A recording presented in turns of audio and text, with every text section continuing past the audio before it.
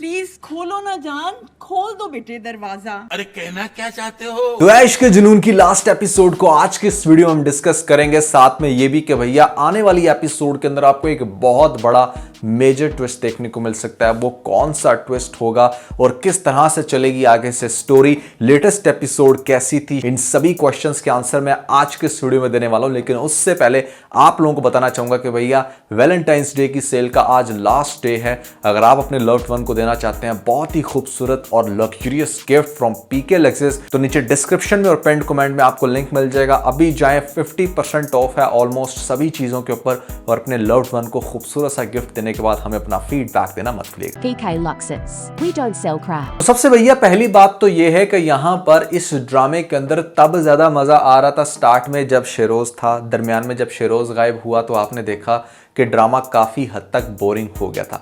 और अब एक दफा फिर से शेरोज जैसे ही वापस आया है, ड्रामे के अंदर तड़का लग चुका है। जो ग्राफ डाउन था वो अप हो चुका है, और वो जिस तरह से स्टूपिड हरकतें करता है वो आपको देखने का ज्यादा मजा आता है। इनफैक्ट ड्रामे के अंदर मसाला डला ही उसकी वजह से है।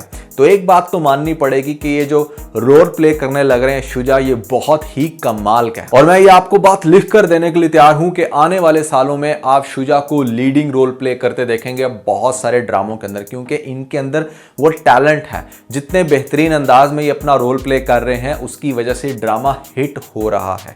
और अब इनको दिखाया जा रहा है कि भैया इस लेटेस्ट एपिसोड के लास्ट में कि जैसे सबसे तंग आकर एक दफा खुद की जान लेने लगा है, बट जान नहीं लेगा भैया। अगर इसने जान ले ली तो ड्रामे के अंदर जान खत्म हो जाएगी। आपको दिखाया जा रहा है कि भैया क्या हुआ कि उसने कमरे में खुद को बंद कर लिया और गोली की आवाज आती है। माँ बड़ी परेशान होगी, चीखेगी, चिल्लाएगी, डोर ओपन करवाएगी और पता चलेगा कि वो अंदर बैठा होगा, मतलब वॉशरूम में, खुद को गीला करके बाहर आएगा और माँ से चीख चीख कर कहेगा कि ऐसी भी क्या बात होगी कि जब से मैं पैदा हुआ हूँ इस घर में सिर्फ राहिम का नाम सुन रहा हूँ। आपने उस अनाथ बच्चे को लाकर मुझे अनाथ कर दिया है। और भी बहुत सारी इंटरेस्टिंग बातें जब शुजा करेगा, सॉरी अब शुजा ही चढ़ गया मुंह पे, जब शेरोज करेगा तो माँ तो काफ़ी उसके हक में पहले से ही है। बट आगे से जो वो करने जा रहा है उसको बिल्कुल भी माँ सपोर्ट तो नहीं करेगी, बट वो करेगा। और वो क्या है कि यहाँ पर वो पिस्टल पकड़कर जाएगा राहिम के पास, और वहाँ पर जाकर जब उसे जान से मारने वाला होगा, राहिम उसको देखकर कुछ बोलने वाला होगा, तो अचानक से दरवाज़ा खुल जाएगा और वो मरते मरते बच जाएगा। ये सीन बहुत ही ज़्यादा थ्रिलिंग हो सकता है, जिसके बाद यहाँ पर आपको शेरोज का पागलपन दिखाया जाएगा। लेटेस्ट एपिसोड में समझ इस बात की नहीं आती कि भैया तुझे क्या ज़रूरत थी कि तू उसे फिर से वही सारी मेमोरी रिकॉल करने के लिए वैसे ही लेकर जाएगा मुंह पर हाथ रख के, और यहाँ पर उसको धमका कर कहेगा कि मुंह नहीं खोलना। वैसे अगर वो ऐसा ना करता तो फिर मज़ा तो ना आता। आपको धचका तो देना था इन्होंने इस ड्रामे के अंदर कि देखो भैया।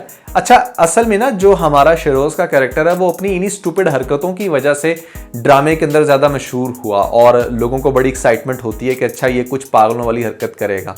तो एक तो उसने उसको धमका दिया, और हमारी यहाँ पर ये जो बड़ी अपने हक में बोलने वाली एमन दिखाई गई है वो उसकी बातों में आकर धमक भी जाएगी और वो कुछ भी नहीं बोलेगी किसी के आगे।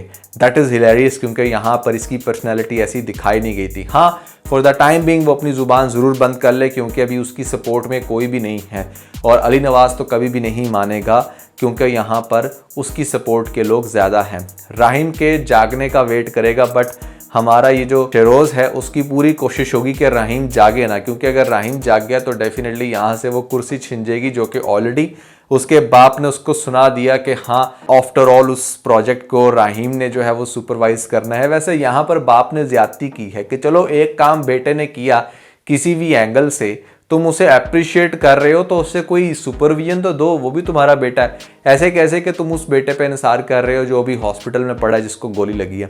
और शेरोज की भी समझ नहीं आती कि भैया तू एक दिन ऑफिस में जाकर क्या चाहता है कि सारी अथॉरिटीज़ तुझे मिल जाएं और सब कुछ तेरे अंडर हो जाए। ऐसा नहीं होता। You do have to prove your parent कि हाँ बहुत ही काबिल हो गए और बड़े समझदार हो। अब मैं आपको उस पॉइंट की तरफ लाता हूँ जो पॉइंट सुनकर आप लोग काफ़ी ज़्यादा हैरान हो जाएंगे, और मुझे भी ऐसा लग रहा है कि शायद आपको आने वाली एपिसोड में कुछ वैसा दिखाया जाए।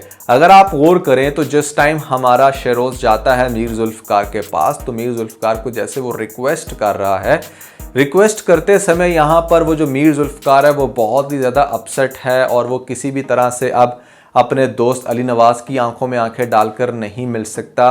वो बहुत शर्मिंदा है क्योंकि उसने उसके बेटे राहीम पर बिल्कुल भी ट्रस्ट नहीं किया और यहाँ पर अपनी बेटी को लेकर वो कुछ ज़्यादा ही पॉजेसिव हो गया था।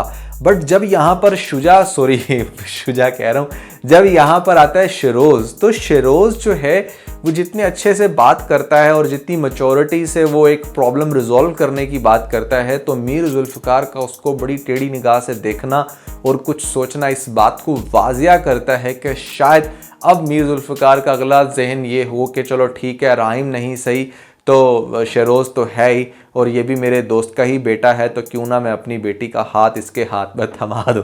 अगर ऐसा हो जाए तो भैया यहाँ पर सारे काम सेट हो जाएंगे, क्योंकि आने वाली एपिसोड में शायद आपको दिखाया जाए कि जो अली नवाज़ है, जब उसको ये बात बताई जाए, मीर जुल्फ़िकार उससे माफ़ी मांगे और ये कहे कि हम अपने दोस्ती को अभी भी रिश्ते में बदल सकते हैं क्योंकि मेरी बेटी अभी भी कंवारी है और तुम्हारा एक और बेटा है।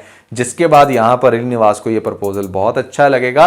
बट क्या यहाँ पर हमारा शेरोज़ इसको मानेगा? नहीं। क्या यहाँ पर शेरोज़ कभी चाहेगा कि किसी भी तरह से जो एमन है वो हंसी खुशी रहे और राहीम नवाज़ को बहुत सारी पावर्स मिले? नहीं। बेसिकली जो शेरोज़ चाहता है ना, वो तो सीधी सीधी बात ये है कि यहाँ पर ना रहे एमन और ना ही उसका हस्बैंड, बस मेरी हुक्मरानी हो और ताकि मैं उस पैसे को अच्छे से लुटा सकूं, जो ऐसा नहीं करने देगा अली नवाज़, क्योंकि उसका बाप फिर भी समझदार है। अब ऐसी कंडीशन में जहां पर माहीन जो है वो ख़ुद भी इंतज़ार कर रही है कि कब राहीम जो है उसको जाग आए, तो मैं उससे पूछूं कि हाँ भाई अब तेरा क्या जहन है, मैंने अपनी गलती मान ली, तो वो कैसे मानेगा भाई? उसने तो अपना दिलो दिमाग सब कुछ एमन को दे दिया है और एमन भी वो जो मतलब यहाँ पर अब उसके पीछे मरने मिटने को तैयार है। उसको बड़ी गहरी वाली मोहब्बत हो गई है, जो कल तक बड़ी सख्त किस्म की नफरत कर रही थी। इस सारे मामले के अंदर ज़्यादा मज़ा तब आपको देखने को मिलेगा जब इसका जो कज़न है जमाल, वो भी जेल से बाहर रिहा हो जाएगा, क्योंकि हो सकता है कि शेरोज़ इस चीज़ का क्लू लगाए कि हाँ एक्चुअली में अगर एमन को सबसे पहले भाई से डी अटैच करना है तो मुझे इसके कज़न को बाहर निकालना होगा, उसको वहाँ जेल से निकालूंगा तो ही कुछ होगा। अब चूंकि आहिस्ता आहिस्ता शेरोज़ पावर्स गेन कर रहा है तो वो अपनी उन पावर्स को बहुत ही ज़्यादा मिसयूज़ करेगा। अली नवाज़ बहुत कंफ्यूज हैं, उसको समझ नहीं आ रही कि क्या हो रहा है और अभी उसके सामने कोई सच्चाई रख भी दी जाए तो वो यकीन नहीं करेगा, क्योंकि उसको एक ऐसा प्रूफ चाहिए जिससे ये बात क्लियर हो कि हाँ उस दिन क्या हुआ था। इस बात का पता है इनके मामू को और वो जो मामू है वो डेफिनेटली इसको बड़े अच्छे से वार्न करके गया है। बट आपको क्या लगता है कि यहाँ पर शेरोज़ ने अब इसको तंग किया हमारी एमन को और उसके बाद उसे कुछ नहीं कहेगा? नहीं। एमन जैसे जैसे डरेगी, जैसे जैसे अपने इशारे छोड़ेगी और ख़ास तौर पे राहीम के रिकवर होने के बाद वो कुछ भी ऐसा बोलती है तो शेरोज़ उसको फिर से तंग करेगा। फिर से हो सकता है कि उसको कहीं घसीट कर लेकर जाने की कोशिश करे तो उसका मामू देख ले और उसका मामू उसके मुंह पर 2-4 थप्पड़ मारे और कहे ये बात सारी की सारी अली नवाज़ को कि जो कुछ भी हुआ या होता रहा है अब तक वो राहीम नहीं बल्कि तुम्हारे बेटे शेरोज़ की वजह से हुआ। अब ये बात डेफिनेटली एक दफ़ा काफ़ी बड़ा धचका तो लगाई, बट जो अली नवाज़ है वो फ़ौरन से नहीं मानेगा। उसको लगता है कि इसमें भी कुछ काला ज़रूर है, ये हो सकता है कि अपनी उसकी किसी बहन की साजिश हो। यकीन उस पर बहुत करता है, बट इस बात की जब जस्टिफिकेशन देगा राहीम खुद, और राहीम ऐसे नहीं देगा, राहीम खुद देखेगा कि वो उसको मज़ीद तंग कर रहा है, हरास कर रहा है, एक ही घर में रहते हुए यहाँ पर उसके ऊपर गंदी नज़र रख रहा है, तो डेफिनेटली इन दोनों की फ़ाइट होगी और उस फाइट के नतीजे में ये उसको एक्सप्लेन कर देगा कि किस तरीके से शेरोज़ जो है वो ये सब कुछ करता आया है। इससे पहले भी बताने की कोशिश तो बहुत दफ़ा की है, बट अली नवाज़ नहीं माना। अली नवाज़ काफ़ी अपसेट होगा, बट आपको क्या लगता है कि इस मौके पर भी वो मान जाएगा? नहीं मानेगा, क्योंकि उसके पास हर तरह की पॉसिबिलिटीज़ हैं कि ये भी गलत हो सकता है, वो भी गलत हो सकता है, जो कि अब तक होता आया।